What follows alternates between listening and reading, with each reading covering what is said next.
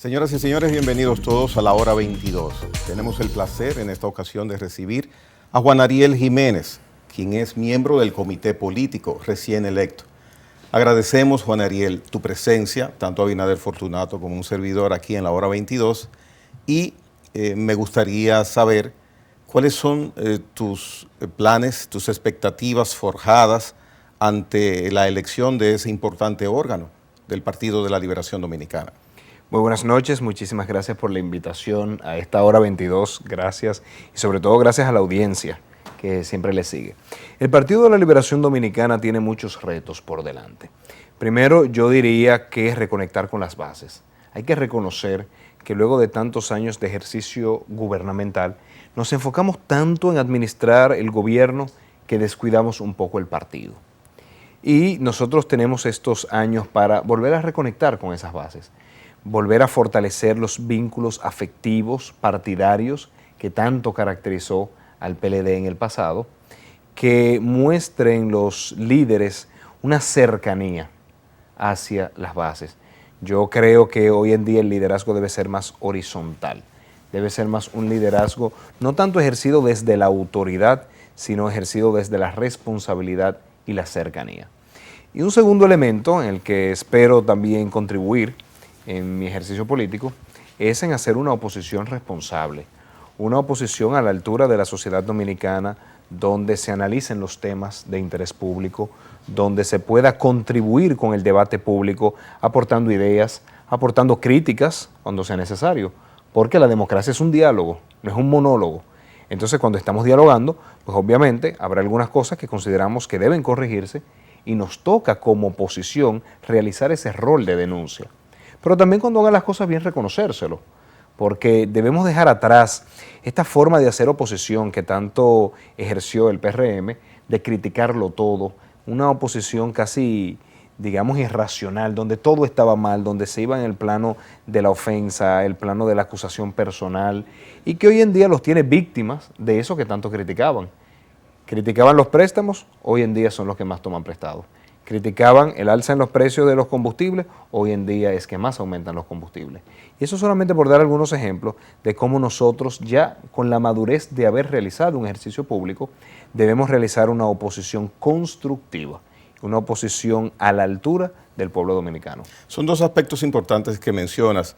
Respecto a la oposición, el secretario general, también de Nueva Escogencia, Charly Mariotti, acaba de informar, de decir que la oposición del PLD hacia el gobierno va a menguar en cierto modo, porque lo importante ahora es la consolidación del Partido de la Liberación Dominicana.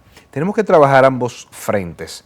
¿Por qué? Porque la democracia requiere de que haya una oposición que pueda identificar las cosas que se hacen mal y denunciarlas a la ciudadanía. Y por eso, con todo el respeto, cuando vemos cosas que entendemos deben ser corregidas, nos toca, estamos en la obligación, en la responsabilidad política de realizar esa denuncia o ese señalamiento.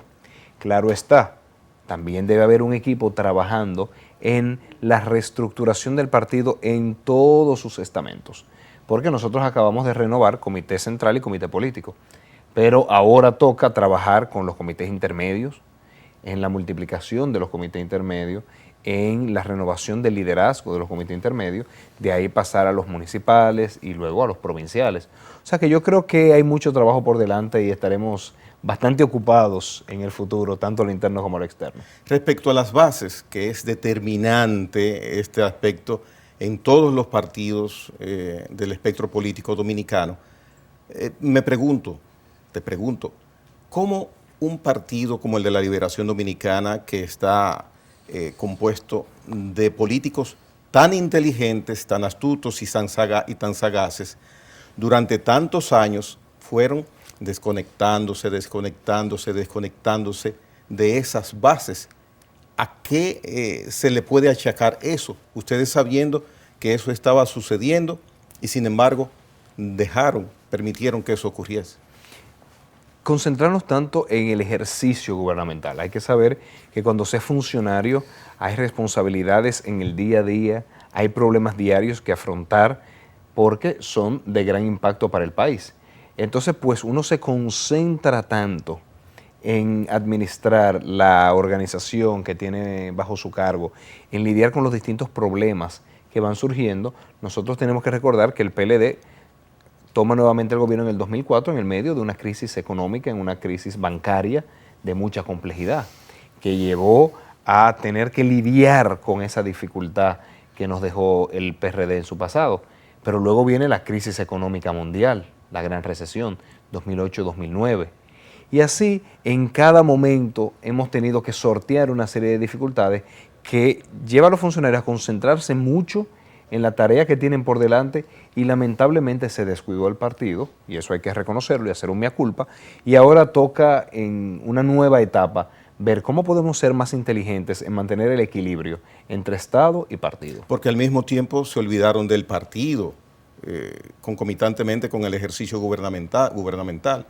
Un miembro prominente del nuevo partido, Fuerza del Pueblo, indicó meses atrás que ustedes se emborracharon de poder porque se alejaron de las bases y el partido pasó a un segundo, a un tercer plano. Eso es un poco inexplicable, pero ya has dado la justificación y la autocrítica respecto a eso. Y se están tomando las medidas del lugar. Por ejemplo, ahora en nuestros estatutos quedó que tanto el presidente como el secretario general deben estar a tiempo completo. No pueden ni ocupar un cargo en el Estado, ni tampoco pueden ser candidatos a un cargo electivo. ¿Y qué se busca con eso? Que nuestras principales figuras del partido, su día a día sea administrar el partido. ¿Hay algún otro partido en República Dominicana que tenga esa restricción? No, para nada, como no hay ningún partido en República Dominicana que tenga en sus estatutos, como nosotros tenemos, que los miembros del comité político tendremos que hacer declaración jurada cada año, publicarla como una medida de transparencia. Como tampoco hay ningún partido que ponga límites al ejercicio a lo interno del partido, nosotros hemos establecido un máximo de 8 años para ocupar las distintas secretarías. Entonces yo creo que hemos aprendido de nuestros errores, parte se ha corregido en la reforma de los estatutos y vamos a continuar en una mejora constante de ver qué cosas nos piden las bases, qué cosas necesita esta nueva etapa del país para nosotros ir haciendo las correcciones del lugar. Ya. Juan Ariel, fuiste el ministro más joven del gobierno y un ministerio, uno de los más complejos, Ministerio de Economía, Planificación y Desarrollo. La gente dice, ¿con qué se come eso? Pero siempre le di seguimiento a tu percepción del tema nacional, de la economía con relación al desarrollo, de la necesidad. ¿Cómo tú visualizas ahora las ejecutorias del gobierno de cara a esas proyecciones que venías haciéndose del Ministerio de Planificación y Desarrollo, sobre todo con un tema tan latente en la región y en nuestro país, el tema de la pobreza? Varios elementos. Tenemos que saber y ser justos en evaluar al presente gobierno en el marco del manejo de una crisis del COVID-19. Tienen un gran desafío a nivel de salud que se traduce en un desafío económico y social. Entonces tampoco podemos ser injustos. Vuelvo a repetir, la oposición debe ser constructiva, debe ser objetiva. Entonces están manejando una crisis. Yo creo que van teniendo algunas acciones correctas, sobre todo que han dado continuidad a muchas de las ejecutorias del gobierno pasado. Han mantenido los programas de ayuda social, aunque me preocupa que ahora lo van a eliminar. Han mantenido... Perdón, Juan Ariel, había un desmonte previsto para cualquier gobierno sobre esos programas que fueron eventuales. Sí, el desmonte estaba condicionado a cómo evolucionar el mercado de trabajo. Entonces lo que se tenía previsto desde el principio era que conforme las personas vayan reincorporándose al mercado de trabajo y dejando de estar suspendidos, pues entonces salían de los programas, por ejemplo, de FASE o Quédate en Casa. Entonces a mí me parece interesante que ellos lo hayan mantenido, como también me parece interesante que las obras que dejó el gobierno pasado completadas en un 85-90% le han dado continuidad y es lo que han estado inaugurando todos estos meses, porque sabemos que en 6 meses no se hace ni una licitación. Todas estas inauguraciones son obras que ya estaban casi terminadas. Pero eso es importante porque eso es continuidad del Estado y hay que reconocérselo. Obviamente muchos desaciertos, muchas improvisaciones, querer introducir en el presupuesto una reforma tributaria escondida, pero lo corrigieron. Querer parar de golpe los programas de ayuda social en enero, que también lo corrigieron. Entonces yo creo que van aprendiendo en el manejo que están teniendo. Y un elemento también que tenemos que valorar en su justa dimensión es que apenas tienen 6, 7 meses.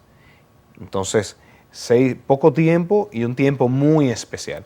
Por tanto, no tengo una valoración holística completa de la política de este gobierno, sino que voy tomando nota y al momento me parece que están aprendiendo en el cargo. ¿Le sorprendió al equipo económico del expresidente del gobierno pasado la permanencia, la decisión del presidente Luis Abinader de dejar al equipo económico del Banco Central?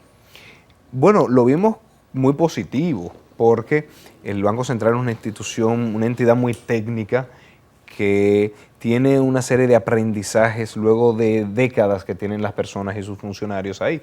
Y lo sé porque yo trabajé 7 años en el Banco Central, conozco a todos los funcionarios con una muy buena preparación, con un muy buen dominio de cosas que no se aprenden en los libros, sino que es la experiencia que lo da. Entonces fue una decisión muy acertada. No lo vimos con sorpresa ni falta de sorpresa, simplemente lo revisamos y dijimos, muy buena decisión. Bien, el retorno a la parte institucional del Partido de la Liberación Dominicana. Previo a las elecciones, ustedes sufrieron una crisis por la decisión del partido.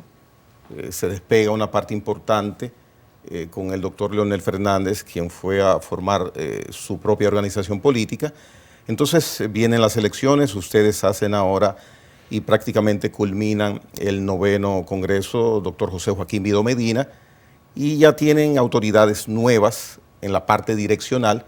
Entonces, esa crisis que les puso la marea bastante alta en el aspecto interno, la parte política, en estos momentos, ¿cómo puedes evaluar esa situación de oleaje dentro de tu partido? Bastante positivo, obviamente. Se fueron unos pocos compañeros que uno le tiene gran estima, porque hemos trabajado juntos durante años y años. Respetamos su decisión. Pocos. Sí, claro que sí. El Partido de la Liberación Dominicana tiene un padrón que luego de haberlo saneado tiene más de 1.8 millones de dominicanos. Entonces, cada vez que sale una nota de prensa diciendo se fueron 15, se fueron 20, tenemos que saber que eso es 0.001%. Un comité central. Pero cuadros importantes.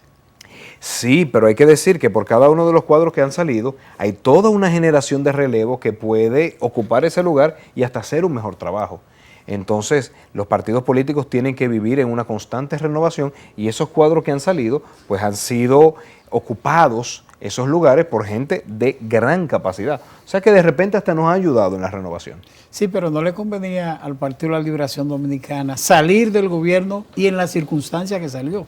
A ningún partido le conviene salir del gobierno. Con una figura como un portaavión como Leonel Fernández Reina. Bueno, pero un portaavión que quiso tener demasiado vuelo, porque una persona, un líder político que fue candidato desde el 94, 96, la verdad es que volver a presentarse a unas elecciones por un 4º mandato, pues la verdad es que crea un cuello de botella a lo interno del partido, que lo que termina es envejeciendo innecesariamente. Entonces, un portaavión muy bueno, pero que tenía también que dejar que otros aviones volaran. Entonces, ahí me voy a convertir en abogado del señor aquel, de los de abajo, no me gusta ni mencionarle el nombre. Mencionas la intención que había por parte del doctor Fernández de buscar un 4º mandato, lo justificas que no es viable. Entonces, si se pone una persona desde el otro lado, mirando hacia allá y dice, bueno, pero tampoco es viable, o no debe ser viable, que desde la presidencia se quiera buscar una reelección para un 3er mandato, mucho más cuando constitucionalmente hay un impedimento. Claro que sí, eso es correcto. La verdad es que todo líder tiene presión para la continuidad. Es lo normal, presión que no solamente del partido, que viene desde la sociedad, que ve a un presidente exitoso en materia económica, en materia social, y le da miedo un cambio y apuestan a la continuidad. República Dominicana es un país conservador en ese sentido, donde el tema de la reelección siempre está en la marea, pero corresponde a los grandes líderes saber frenar esa situación. Y por eso el expresidente Danilo Medina dijo, no me voy a presentar, no voy a reformar la Constitución. Pero hizo todos sus esfuerzos por quedarse, Ariel. No, Danilo se decidió ya porque se vio entendido que no podía. Incluso tú te recuerdas que todo el tiempo se estuvo manejando la posibilidad de una reforma constitucional para poder pasar la reelección. No se pudo, no se dio, se habló de compras de diputados, de congresistas y todo eso. O sea, eso fue lo mal de la política también. ustedes sabrán que se habla de muchas cosas y en la política tenemos que acostumbrarnos a muchos mitos urbanos y una serie de narrativas que se van creando, pero los hechos hablan por sí solos. Entonces, ciertamente había un gran número de dirigentes que apostaban a la reelección del expresidente Danilo Medina, que estaban promoviendo esa reelección sin que él haya dado ninguna instrucción al respecto ni referirse al respecto, ni él ni su entorno cercano. ¿Y qué hace todo gran líder? En su momento sabe parar los caballos. Entonces, en su momento él dijo, no voy, por favor no sigan con ese tema, porque tenemos que recordar que ese mismo expresidente ya había reunido los precandidatos y le habían dicho, láncense, solo pido que dejen el cargo, pero láncense. ¿Pudo influir en eso, en ese desistimiento, alguna llamada telefónica? Es que siempre se dice de la famosa llamada de Pompeo, de que eso fue lo que lo paró. República Dominicana es un país soberano. En República Dominicana no hay tal injerencia en una decisión política de un gobierno que, por cierto, estaba de salida. El presidente Trump sale ese mismo año. Entonces, un gobierno en Estados Unidos que está en su último año, muy mal en las encuestas, tampoco tiene esa fuerza para llegar a ese nivel de injerencia. Eso fue una decisión personal. El presidente Danilo Medina... Perdón, Ariel, y ya porque nos vamos a la pausa, pero no se puede olvidar el tutelaje que ejerce la política norteamericana, los gobiernos norteamericanos en la región y más en República Dominicana. Es que no se puede olvidar la presión que ejercen los distintos grupos de poder. Ya es Estados Unidos, ya son los empresarios, ya son los sindicatos, ya es un sector de la prensa. El arte de gobernar es justamente saber conciliar los distintos mecanismos de presión. Pero si les cuento, si es por eso, Estados Unidos tampoco estuvo muy conforme con la decisión con China y se tomó. Entonces también tenemos que obviar ese pensamiento de que en el país somos, digamos, el patio trasero de los Estados Unidos. Tiene mucha influencia, hay muchos lazos comerciales, de inversión, de turismo, pero así como tiene influencia e injerencia, muchos otros entes de la sociedad nacional e internacional. Y lo más importante es tener en alto, el mayor tiempo posible en todos los aspectos, nuestra soberanía. Así es. Bien. Vamos a una pausa comercial. Juan Ariel Jiménez retorna con todos nosotros después de estos comerciales.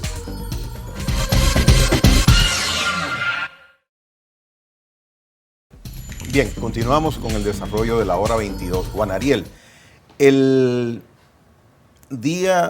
unos 4 o 5 días antes de la celebración de la escogencia de los miembros del comité político, Reinaldo Pared, ex secretario general durante muchos años, indicaba que no veía con buenos ojos que se pudiese expandir a 45 la membresía de ese importante órgano en el Partido Morado.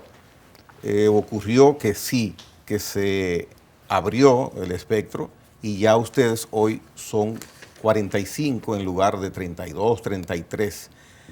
¿Piensas que 45 miembros en el comité político hace inoperante en cierto modo ese organismo? Ciertamente dificulta la toma de decisiones y la discusión. Obviamente los organismos mientras más grandes, mientras mayor cantidad de personas, pues toma mucho más tiempo tomar todos los turnos a la palabra y llegar a consensos. Eso es verdad. Ahora, siempre en política hay decisiones que tienen ventajas y desventajas.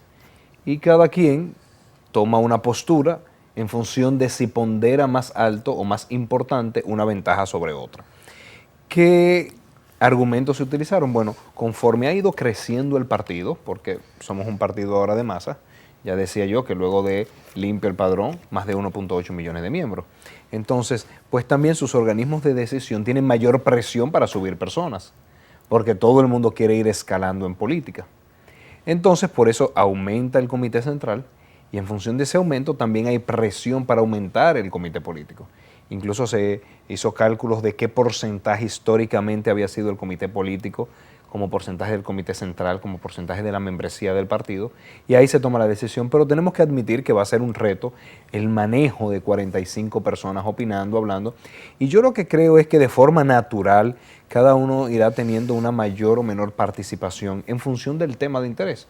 Obviamente, si es un tema que tiene que versar sobre la situación económica y la respuesta que debe tener el partido a los temas, pues obviamente las personas del comité político con más formación y experiencia en los temas de economía, pues tendrán una mayor participación. Si es otro el tema, uno tendrá una menor participación. Yo creo que cada quien se va acoplando y que al final podremos tener un comité político bastante equilibrado. Yeah. Una de las situaciones que más daño le hizo al Partido de la Liberación Dominicana fue, dentro de ese comité político, escoger un grupito, incluso designado con el nombre de la OTAN, Organización del Tratado del Atlántico Norte, para referirse a su poderío después de la Segunda Guerra Mundial. Sin embargo, las preocupaciones que hay ahora en una parte de la política interna del PLD es si todavía podría persistir esa práctica que sacó al PLD también del poder y que se hizo un comité político chiquito dentro del comité político grande para definir una tendencia de un grupo determinado en el PLD, que fue el grupo de Danilo. Esa situación podría manifestarse, podría expresarse de nuevo. En todo grupo hay que saber que algunas personas tendrán más afinidad, más conexión, y obviamente eso las acerca. Eso se da hasta en la familia. Uno siempre ve los dos hermanos. Pero le hace mucho daño. Puede hacerle daño, puede que no le haga daño. La verdad es que eso es algo muy subjetivo, pero es muy natural del ser humano pues conectar más con las personas que siente mayor afinidad. Pero esa OTAN, que obviamente todos sabemos quiénes la componen, pues se reunían, discutían los temas, pero también otros miembros que no eran parte de ese grupo, que no son parte de ese grupo, planteaban sus posturas en el comité político. Y las decisiones, obviamente, es centralismo democrático. Las minorías se ajustan a las mayorías. Luego que se discute y se vota, pues obviamente todo el resto tiene que alinearse por disciplina, por ética partidaria. Ahora en la actualidad, pues es normal que se vayan surgiendo grupos, incluso según los temas. Dependiendo del tema, pues algunos serán más liberales, otros más conservadores. Dependiendo del tema, algunos serán más agresivos, otros más pasivos. Y así se van formando y se van discutiendo. Pero eso es algo que tenemos que saber, es natural en toda organización humana. Mire, en el Partido de la Liberación Dominicana en estos momentos hay una realidad que se ve a distancia, se conoce y es normal. Danilo Medina, una figura hegemónica en estos momentos, ha sido escogido presidente de la organización. De hecho, no hubo necesidad de bailotearlo, simplemente se pidió votación, levantando manos, y fue prácticamente unánime. Esa decisión, como dije, se entiende. Podemos decir que la otra parte del cuerpo, comité central y comité político, hasta Secretaría General, es en base a la preponderancia que tiene Danilo Medina en el PLD, y la conformación actual es a la hechura y semejanza de la intención, de la decisión, del pensar, del sentir del expresidente de la República. Yo me iría más atrás. Yo pensé que usted iba a decir que usted se iría más lejos. Yo me iría más atrás. Yo, obviamente, en mi paso por el Ministerio de la Presidencia, pude compartir mucho con el entonces presidente de la República, Danilo Medina. Y nada más lejos de esa descripción. Sin embargo, la impresión que hay generalizada en el país, aunque usted no es muy amigo de las impresiones, es la que yo le manifiesto, yo diría, la que siento y veo. Yo no diría que es generalizada, yo diría que hay personas obviamente que caricaturizan a algunos personajes y tienden a describirlo de una forma, y obviamente en el ejercicio diario de la comunicación pues llega a convencer a unos cuantos. Pero, no, pero es que es innegable la preponderancia de Medina. No, pero es que tenemos que separar. En modo alguno no estoy... No, es que no lo digo por usted. Fuerza. No, yo no lo digo por usted, yo sé por quiénes lo estoy diciendo. Ya, okay. Tenemos que separar liderazgo de autoritarismo. Primero, yo me iría más atrás. Yo tuve la oportunidad de compartir directamente con el entonces presidente de la República, Danilo Medina, durante 7 años.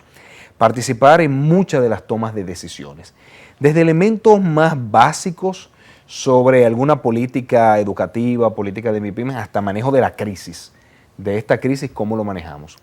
El presidente Danilo Medina es sumamente paciente de escuchar a todos y de promover el consenso. Ustedes recordarán que en su momento se le criticaba de que tenía que consensuar demasiado, de que le estaba dando demasiado espacio a la sociedad civil, de que todo quería discutirse con los empresarios. Y había críticas en el partido de que no lo veían con suficiente, digamos, rapidez en la toma de decisiones. Nuevamente va el gobierno a dialogar y a consensuar. Pero ese es su estilo de escucha, de construcción de consensos. Por eso es el presidente de los pactos, de las comisiones, de los comités de trabajo, porque ese es el estilo natural de él ejercer ese liderazgo. Obviamente, en el partido su opinión tiene mucho peso.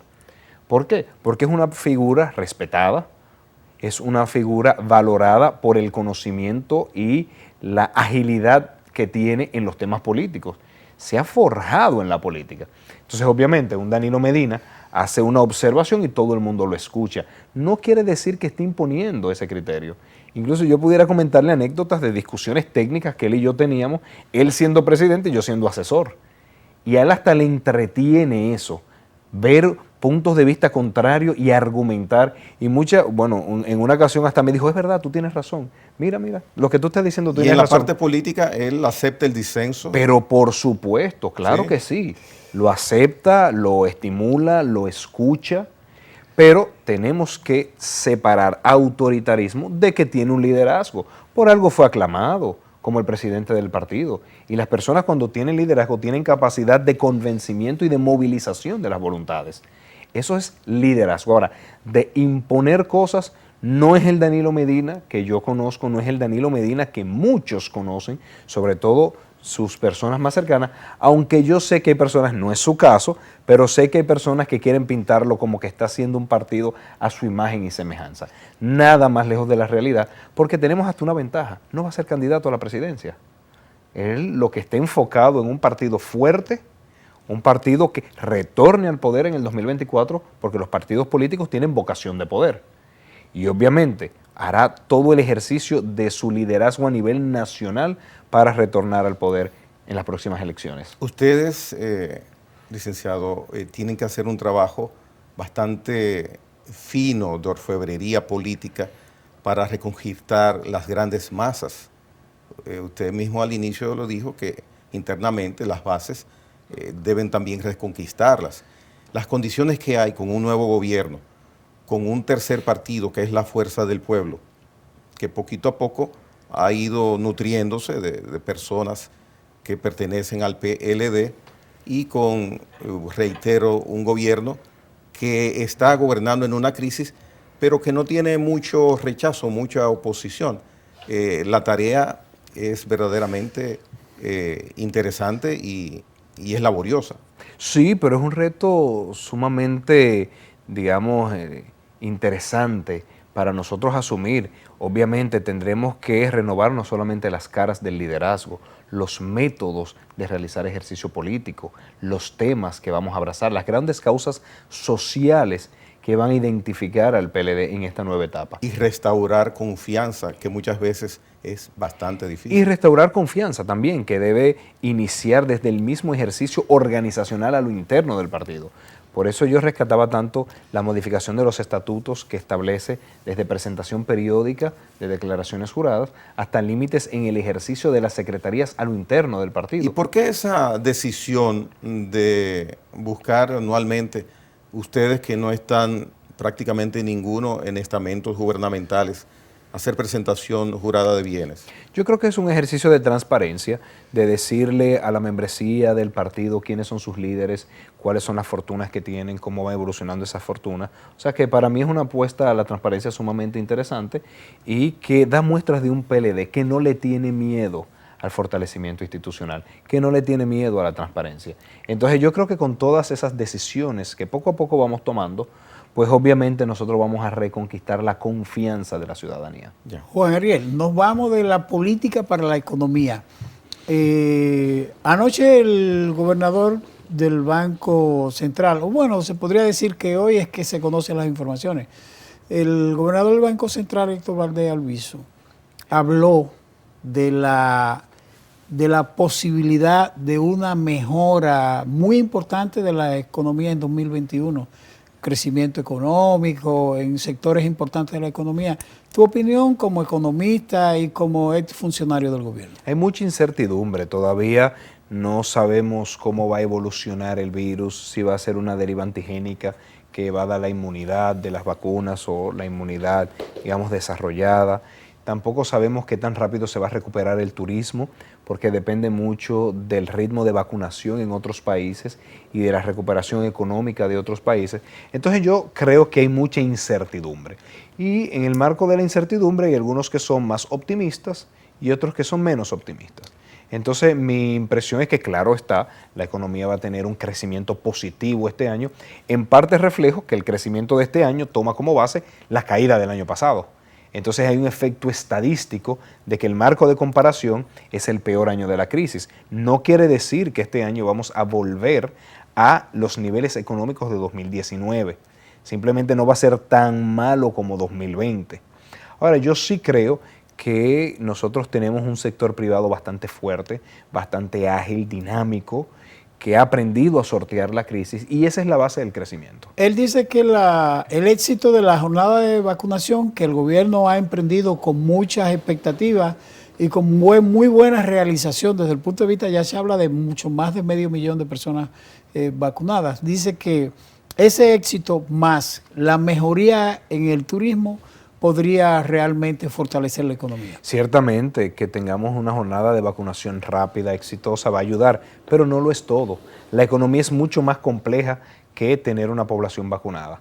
Hay otros elementos, mencionaba el turismo, por ejemplo, de que es algo que no depende de nosotros. También hay que ver qué pasa con los precios internacionales de los commodities, y también hay que ver cómo se maneja la política fiscal dentro del gobierno, porque, insisto, me preocupa que se retiren los programas de ayuda social. Eso va a implicar ¿Ralentiza la economía popular? Obviamente, claro que sí. Estamos hablando de miles de millones de pesos que antes consumían bienes y servicios que ahora no lo van a consumir. Mire, antes de irnos a la última parte del programa, no quería dejar de mencionarle lo siguiente.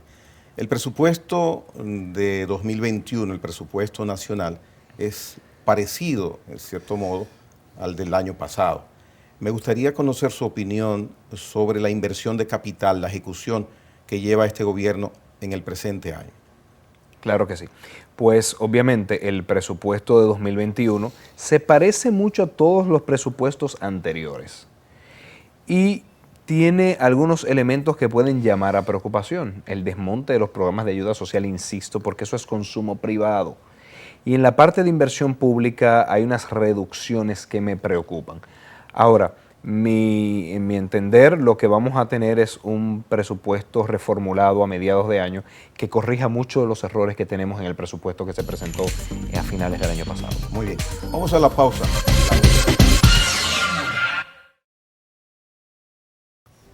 Bien, continuamos con Juan Ariel Jiménez en este interesante conversatorio de la hora 22.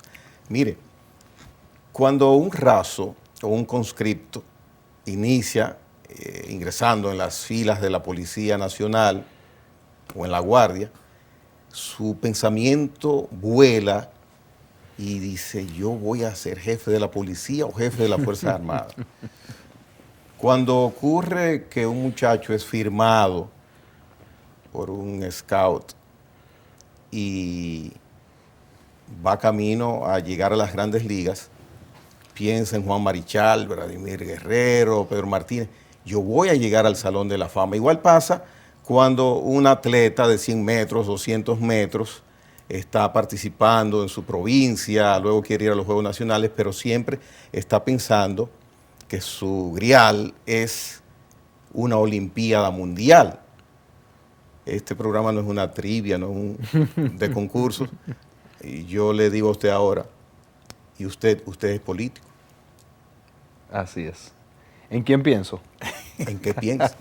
En ayudar al pueblo dominicano, en poder realizar un aporte al país desde todas las formas que la política permite, desde el gobierno, a través de programas, de políticas públicas que ayudan a la mejora de la calidad de vida del ciudadano, ejerciendo un diálogo responsable, porque la política al final es servicio, donde una de las formas de servir, y quizás la más importante, es el ejercicio del poder. Por eso los partidos políticos se orientan a buscar el poder, pero no es la única forma. Cada vez que en los medios de comunicación y en mis redes sociales yo comento una política pública, yo sugiero una política pública, yo ayudo a informar el diálogo que hay en el país, pues entiendo que estoy haciendo una contribución de mi granito de arena. ¿Y su salón de la fama en la política entonces cuál sería? Es que no es un salón de la fama con nombre de personas, es un salón de la fama con aspiraciones para la sociedad.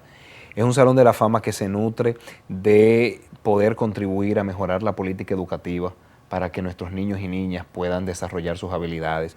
Un salón de la fama que compone el desarrollo de la atención primaria en salud para poder verdaderamente evitar muertes innecesarias que se dan por no enfocarnos en promoción y prevención. Es un salón de la fama que tiene políticas públicas de inclusión de las mujeres, de acciones para ayudar a tantas madres solteras que tienen tanta dificultad de insertarse en el mercado laboral y poder cuidar de sus familiares. O sea que es un salón de la fama de políticas públicas y no de nombre de personas. Ya, ni de título, cargos, no, para nada, para nada. No son títulos, no son cargos. Yo creo que las personas debemos hacer lo mejor posible en nuestro metro de influencia. Usted lleva una carrera meteórica. Hasta el momento, pues, vamos bastante bien, gracias a Dios, pero los títulos pueden engañar. Muchas veces se tiene el título sin la capacidad de ayuda y muchas veces se tiene una capacidad de influencia sin el título. Entonces yo no aspiro a títulos extraordinarios, yo aspiro a obras de servicio extraordinario donde Dios me permite estar en cada momento. Lo que sí yo estoy seguro es que usted aspira a seguir amando con devoción a una persona que recientemente usted publicó en sus redes que se vacunó. Háblenos de eso. Sí, mi abuela. Bueno, eso es un ejemplo de cómo cada vez que el gobierno anunciaba que había contratado una vacuna, pues yo leía los journals de médicos y las recomendaciones de la Organización Mundial de la Salud y decía, sí, esta es una vacuna aprobada, esta es una vacuna buena. ¿Por qué? Porque yo tengo la ventaja de poder acceder a esos medios para tomar una decisión con mi familia. Ya. Yo llevé a mi abuela de 94, casi 95 años a vacunar porque entendía que era una vacuna segura. Pero hay muchas personas que quizás no tienen la información y nosotros desde la política tenemos que ayudar a informar también. Pero mire, su abuela se mantiene muy bonita, yo vi esa fotografía. Y no la he visto bailando.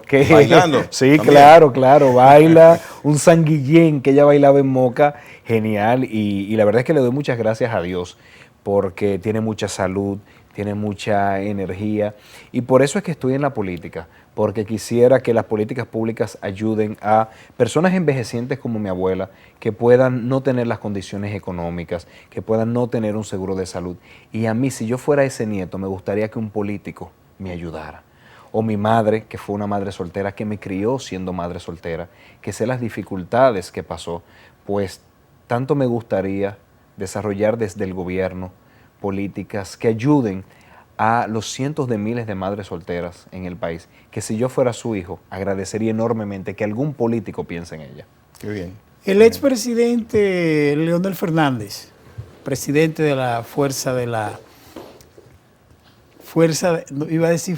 Revolución y es Fuerza del Pueblo. El expresidente Fernández manifestó en estos días su preocupación por el endeudamiento externo de la República Dominicana. 51% hasta el 2020, 71% a la hora y corriendo. ¿Cuál es su preocupación en ese aspecto? Sobre todo él lo decía por el tema de los organismos internacionales que le ha estado preocupando si la República Dominicana, en medio de toda esta pandemia y toda esta situación, de la caída de los ingresos por más de un 11%, algo así, de un 11 a un 13%, si podría remontar un poquito para mantener ese nivel de deuda. Yo considero varias cosas. Considero que República Dominicana lleva un alto nivel de endeudamiento en estos últimos meses, que es contradictorio a la forma de hacer política que ellos tanto criticaban. Se pasaron años criticando los préstamos, se pasaron Pero años... ahora por la necesidad... Pero yo voy a caer en la necesidad. Se pasaron años diciendo que los préstamos no eran necesarios, que eran malos, que eso era para derrocharlo, y ahora están haciéndolo aún con mayor ritmo. En apenas 6 meses los préstamos tomados es casi el 40% de lo que tomó el gobierno de Danilo Medina en tan poco tiempo. 7 años. Así es, en tan poco tiempo. Claro, entiendo que están manejando una crisis. Por eso es que digo, yo no critico la política, critico la forma de ejercer la oposición del pasado, que para mí fue absolutamente irresponsable. Y hoy está pagando las consecuencias. Entonces, debo decir que sí me preocupa 2 cosas. Uno, que es un endeudamiento altamente externo. Sí me sorprende eso. Normalmente uno tiende a combinar endeudamiento externo en moneda extranjera y el endeudamiento interno. Me parece muy concentrado, creo que puede poner presión al uso de los dólares que entran en la economía. Eso es un elemento que me preocupa. Y también me preocupa la excesiva dependencia en bonos soberanos. Normalmente se depende de organismos multilaterales que para realizar el uso de los fondos hay mecanismos de control, son para proyectos determinados, mientras que los bonos soberanos lo que van es a cuenta única a ser usados en lo que se quiera. Entonces, pues sí me preocupa la estrategia de endeudamiento, y un tercer elemento que no puedo obviar es el manejo de la tesorería. El gobierno anunció como un logro que el déficit no fue el que ellos habían presupuestado. Entonces hay 2 errores. Lo primero es que cuando realizaron el segundo complementario, calcularon todo mal, calcularon mal los gastos y calcularon mal los ingresos. Entonces cuando dicen, no fue de 9 y pico, fue de 7 y pico, bueno, usted se equivocó cuando calculó que era de 9. Eso es lo primero. Y lo segundo es que se endeudaron como si fuera a necesitarlo para un déficit de 9%. Eso cuestiona entonces, perdón, la ejecución presupuestaria. Obviamente, es que se equivocaron en la proyección de los ingresos y establecieron una ejecución presupuestaria muy superior. Se tuvieron que endeudar, pero no lo utilizaron. ¿Y qué pasa? Se paga intereses sobre un dinero que no se le está dando uso. Estamos hablando de cerca entre 1.200 y 1.400 millones de pesos por ese errorcito del Ministerio de Hacienda. Entonces me parece que fue una pifia bastante dolorosa para las finanzas públicas, porque ya ustedes se podrán imaginar la cantidad de cosas que se hacen con 1.200 millones de pesos. ¿Y hay manera de corregir ese dinero que ahora mismo está en excedente? Lo que pasa es que ya esos intereses se pagaron. O sea, ya eso es algo que en lugar de comprar vacunas, de comprar ventiladores, de comprar medicamentos, de pagarle los incentivos a los médicos, simplemente se pagaron en intereses por errores del Ministerio de Hacienda. ¿Y qué solución se le ve entonces al tema, al crecimiento explosivo de la deuda externa? En algún momento el gobierno irá menguando ese crecimiento y 2 cosas. Uno, ellos han dicho en su programa de gobierno, en la página 184, que hay 130.000 millones de pesos que ellos pudieran cambiarle el uso y destinarlo a otra cosa. Entonces yo me imagino que honrarán la promesa hecha en el programa de gobierno, porque está hasta cuantificado. Por eso es que no se puede ejercer la oposición de forma irresponsable. Entonces, pues que rindan cuenta de ese dinero, que lo calcularon y que cualquiera lo puede leer en la página 184, y con eso pagarán, me imagino, los intereses y el servicio de la deuda que están contratando en la actualidad. Si no, van a entrar en una reforma fiscal. Entonces, pues ahí tendremos que discutir si es una reforma fiscal que penaliza a los ricos o penaliza a los pobres. La verdadera intención de un gobierno se ve en la política fiscal. Cómo usa el presupuesto y a quiénes les cobra impuestos. Todo lo demás es propaganda y es discurso político. Mire, el presidente de la República anunció que próximamente será modificada la ley de hidrocarburos. ¿Qué opinión le merece a usted de esto? Porque la población está esperanzada en que venga algo, quién sabe de dónde, que nos baje los combustibles de una vez y por todas. Insisto en la oposición irresponsable. Ustedes recordarán la famosa fórmula echándole en cara al anterior gobierno que se estaba pagando un precio del combustible excesivamente alto de forma innecesaria. Pues justamente hoy les toca aplicar la misma fórmula y no han bajado. Al contrario, va en un meteórico ascenso. Entonces, por eso es que hay que cuidarse cómo se ejerce la política. Pero, volviendo a la pregunta de la ley de hidrocarburos, pues obviamente tendrán la oportunidad de disminuir o los márgenes de intermediación contemplados en la ley o los impuestos que se le aplican a los combustibles. Salvo que modifiquen esas dos cosas, no sé cómo van a bajar los precios, pero vamos a esperar en su buena fe y ver si la modificación de la ley de los hidrocarburos disminuye los precios o es una de las tantas promesas y formas de hacer política para ganar aplausos y no para cambiar realidades. Juan Ariel es partidario de la eliminación de los subsidios a grupos grandes económicos aquí, que da la impresión de que somos los consumidores y los sectores más empobrecidos con el tema de la gasolina, el incremento de su precio, de que pagamos esos subsidios, porque como a Falconbrí, a Barrio por los Viejos, a Punta Cana, muchísimos grupos, grandes grupos económicos que reciben inmensas ganancias anuales. ¿Cómo se le puede seguir subsidiando el combustible mientras la gente lo paga carísimo? Eso es, por ejemplo, una de las cosas que hay que corregir. El combustible debe ser igual para todos, debe tener el mismo costo. Ahora, la política de apoyo a los sectores productivos, creo que en el país ha descansado mucho en exenciones tributarias. Y debemos pasar de no cobrar impuestos a proveer los insumos públicos para mejorar la productividad de los sectores económicos. No es no me ayudes, no hagas nada conmigo, pero no me cobre impuestos. No, sí te cobro impuestos, pero realiza una política pública que mejora tu productividad y más que compensa los impuestos que te estoy cobrando. Entonces son de los cambios que tenemos que hacer en el gobierno y que todos tenemos que sentarnos a la mesa de cuál es la estrategia de desarrollo productivo que requiere el país, que es mucho más importante los insumos públicos y las políticas públicas que las exenciones tributarias. Mire, ya en la partecita final, vuelvo un poquito a la política interna de su partido. ¿Cómo usted, que no gastó millones en proselitismo para pregonar su figura y ser elevado al Comité Central ante más de 200.000 electores de su partido, consiguió ser el más votado? Explique. De varias formas. Lo primero es que me unen lazos de amistad con muchos de los líderes locales, los diputados, los senadores, los presidentes provinciales, municipales, alcaldes, con quienes he podido trabajar, con quienes he desarrollado una comunicación cuando estábamos en el gobierno y fuera del gobierno, y me ayudaron, y les tengo que agradecer infinitamente a cada una de esas personas que me ayudó. Y por el otro lado, figuras que me escribían hasta por las redes, que se identificaban conmigo, que les gustaba la forma de hacer política, y pues me ayudaron, me organizaron reuniones. Yo visité gran parte del país en este proceso. Y un tercer elemento es que la ola me favoreció.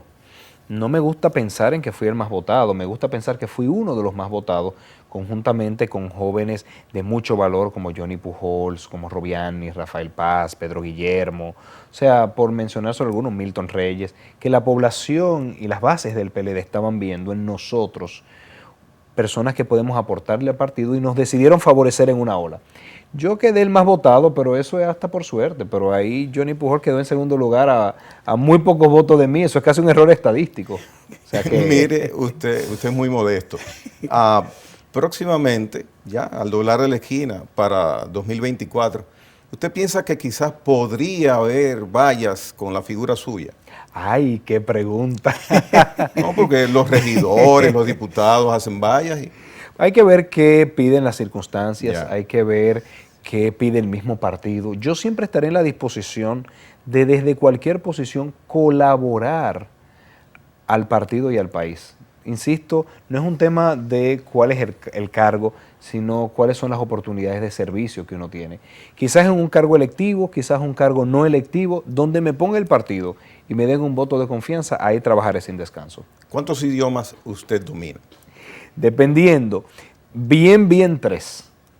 Español, inglés y francés, lo he estudiado por muchos años, he interactuado mucho y pues entiendo bastante bien y puedo comprender mucho de italiano y portugués. Sí. O sea que digamos 5 de los cuales 3 bien, aunque no soy muy bueno en los idiomas, entonces lo hablo un poquito machucado cada uno de ellos.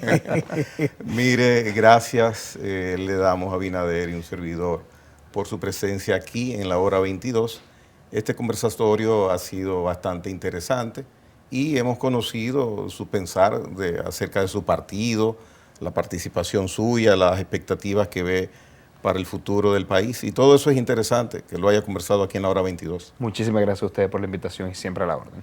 Bien, Señores, será hasta la próxima entrega de su programa, La Hora 22. Gracias por estar con nosotros.